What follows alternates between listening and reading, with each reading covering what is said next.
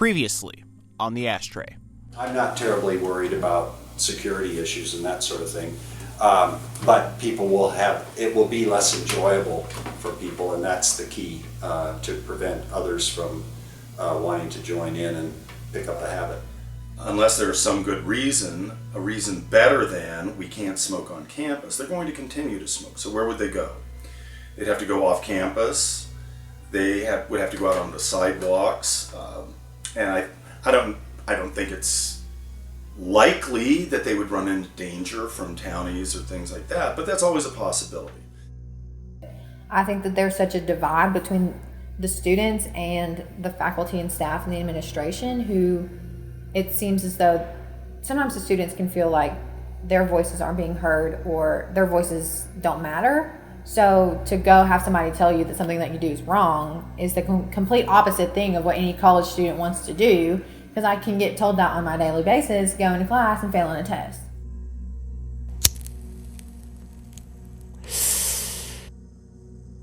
This is the Ashtray, a series dedicated to covering the debate surrounding the smoking and tobacco policy passed at Berea College in 2018. Berea College is one of the last institutions in the state of Kentucky that allows smoking and tobacco usage on campus, but that will soon change, as Berea begins transitioning to a smoke-free and tobacco-free campus come July. The policy has polarized groups on campus and sparked controversy, quickly becoming one of the hottest topics in the Berea community. This is the fifth installment in a 6-part series covering the smoking and tobacco policy on campus. I'm Christian Gensel. In this episode, we'll be looking at students who oppose the smoking ban that's going to be implemented at Berea College come this July. What's their reason for taking their opposition against the college's decision? Let's take a look.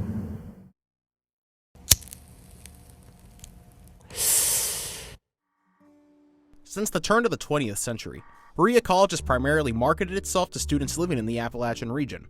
Although the student body is comprised of 1,600 students from over 60 different countries, more than 70% of Berea College students come from Appalachia and Kentucky. In previous installments of the Ashtray, we reported that the percentage of smokers in Appalachia is higher than the national average. Moreover, Kentucky has the highest smoking rates in the country. For reasons like this, students like Christina Anderson believe the new tobacco usage policy is classist, and it targets the lower income students that Berea aims to serve. Because Berea College is a school for low-income folk, I think it disadvantages those students from, wanting to come here and also being able to be their most productive self while they're here. It's not good to, get rid of everything that an individual could help them cope with. You shouldn't get rid of all their coping mechanisms. This college is supposed to cater to the views and the lifestyles of Appalachian students. Granted, we get other students who aren't Appalachian coming in, but it's very common for students who were raised in Appalachia to consume some form of tobacco product. Last semester we did the smoking protest, and we told the president, hey, we understand things get out of hand and it's our fault, but what if we took out half the gazebos on the quad, moved them to more secluded areas, and kept smoking primarily off the quad area? And they didn't seem too responsive of that idea. But we tried to work and maybe find common ground, but it didn't seem to go anywhere. So